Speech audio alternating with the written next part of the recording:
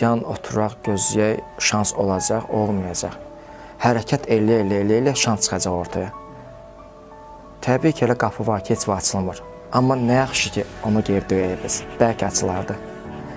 O qapını döymək lazımdır. O bizim açılmasın. Amma qocalanda biz deyəcək, o qapını mən döydüm. Açılmadı, amma döydüm. Mən Əzbər Qasımov, Lavsiz restoranının qurucusu və sahibkarı. Restoran sayəsən necə və hardan gəlmişəm. Tələbəçilik vaxtımda qrup yoldaşlarım bilirdi ki, yaxşı oxumurdum mən. Yəni, gedirdim, gəlirdim sadəcə olaraq. Məqsəd də universitetə girmək oldu ki, Bakıya gəlim. Bakıya gəlim ki, daha maraqlı idi. Yəni, rayonda qalmaq istəmirdim. Gəldim Bakıya, oxumurdum, kəsirlərim çox idi. Və universiteti bitirdi, tamamlandı universitet və getdim, gəldim əskərliyə 1 il 6 ay. Yəni 6 ay daha çox xidmət göstərdim. Gələndən sonra dostlarımla, qrup yoldaşlarımla münasibət saxlamışdım.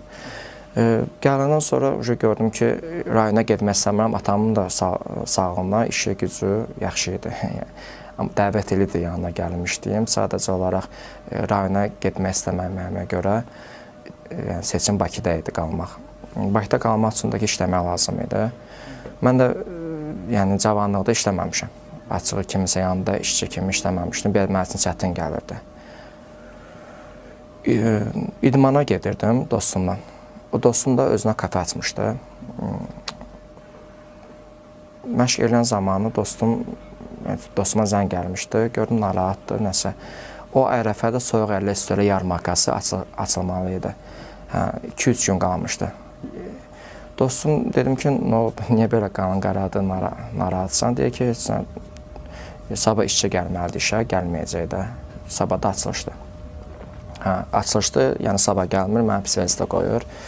Onlar da mənə elə ki, çəkinir deməyə ki, gəl mənim yanımda işlə, belə elə. Çünki mən qrup yoldaşımdır deyə görüb mən necə yaşamışam, yəni ancaq pul xərcləmişəm, ancaq belə yəni işləməkdir, oxumayan insan necə işləyərdi, biraz absurddur onun üçün. Onu deməyə, təklif eləməyə belə çəkinir. Sonra dedi ki, Əzizbə, bəlkə səndə yəni, boşda olursa, gəlib yarmarkada sadəcə olaraq yəni, nəzarət eləyəsən, deyən baxasan ki, yəni, mən ailəli, o dostumun ailəli olduğuna görə gələ bilmirdi ora. Səhərdən axşama kimi qala bilmirdi. Orada qalmaq lazım idi. İndi soyuq əllər istiyorlar yarmarkası hamı bilir ki, orada olanda insan nəzarət eləmək üçün səhər axşam fokuslanmasın işə. Mən də dedim ki, yəni əslən boşluqdur, idmana bir dənə gəlib gedirəm, başqa işim gücüm yoxdur, gələrəm, niyə də yox. Həm də yenilik kimi, yəni yeni emosiya yaşamaq istəyərdim. Sabahdan başladım, heç bir də anlayışım yoxdur da, heç nədən.